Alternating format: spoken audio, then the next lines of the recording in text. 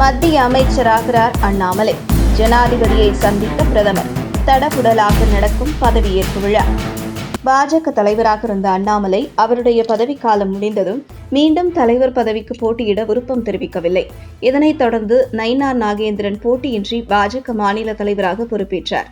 நயினார் நாகேந்திரன் பாஜக தலைவராக தேர்ந்தெடுக்கப்பட்டதை அதிகாரப்பூர்வமாக அறிவித்த மத்திய அமைச்சர் அமித்ஷா, பாஜக தலைவராக இதுவரை பணியாற்றிய அண்ணாமலைக்கு தேசிய அளவில் முக்கிய பொறுப்பு வழங்கப்படும் என்று தெரிவித்திருந்தார்.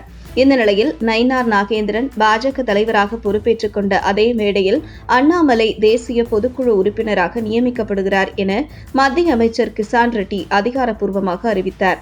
இதற்கு அண்ணாமலைக்கு தேசிய அளவில் முக்கிய பொறுப்பு வழங்கப்படும் என அமித்ஷா தெரிவித்தது இந்த தேசிய பொதுக்குழு உறுப்பினர் பதவிதானா என்று பலரும் கேள்வி எழுப்பி வந்தனர். இப்படி பரபரப்புக்கு மத்தியில் திடீரென அண்ணாமலை இமயமலை சென்று வந்துள்ள நிலையில் அவருக்கு தேசிய இளைஞரணி தலைவர் பதவி வழங்கப்பட இருக்கிறது என்கிற ஒரு தகவல் காட்டுத்தீ போன்று பரவியது. அண்ணாமலைக்கு இந்தி, ஆங்கிலம் மற்றும் தென்னிந்திய மொழிகள் நன்றாக தெரியும். மேலும் தமிழக பாஜக தலைவராக இருந்தபோதே பல மாநிலங்களுக்கு அரசியல் ரீதியாக சுற்றுப்பயணம் மேற்கொண்டிருக்கிறார். குறிப்பாக தமிழக பாஜக தலைவராக இருந்த அண்ணாமலை தமிழகம் மட்டுமின்றி இந்தியாவில் முழுவதும் இளைஞர்கள் மத்தியில் கொண்டாடப்பட்ட ஒருவராக இருந்து வருகிறார். அந்த வகையில் பாஜக தேசிய இளைஞரணி தலைவர் பதவி அவருக்கு கொடுக்க வாய்ப்புள்ளது என தகவல் வெளியானது. இந்த நிலையில் டெல்லியில் திடீரென ஜனாதிபதி திரௌபதி முர்முவை பிரதமர் நரேந்திர மோடி சந்தித்து பின்னணி தகவல் வெளியாகியுள்ளது.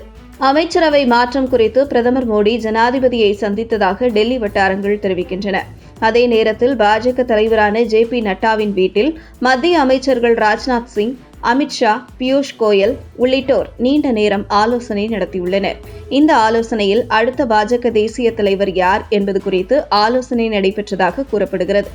அந்த வகையில் தற்பொழுது அமைச்சரவையில் இருக்கும் ஒரு அமைச்சருக்கு பாஜக தேசிய தலைவர் பதவி வழங்கப்பட இருப்பதாக தகவல் வெளியாகியுள்ளது.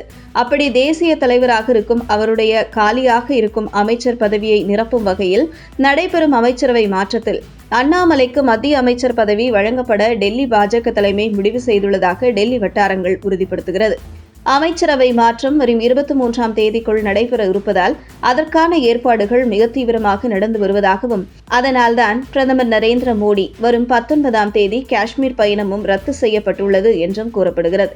அந்த வகையில் அண்ணாமலை தேசிய இளைஞரணி தலைவராக நியமிப்பது குறித்தும் டெல்லி பாஜக தலைமை ஆலோசனை நடத்தியதை உறுதி செய்யும் டெல்லி வட்டாரங்கள். ஆனால் அண்ணாமலை ராஜ்யசபா உறுப்பினராகி மத்திய அமைச்சரவையில் இடம் பிடிக்க அதிக வாய்ப்புள்ளது என்றும் அதற்கான ஏற்பாடுகள் டெல்லியில் தடபுடலாக நடந்து வருவதாக டெல்லி வட்டாரங்கள் உறுதிப்படுத்துகிறது. உங்கள் தின சேவல்.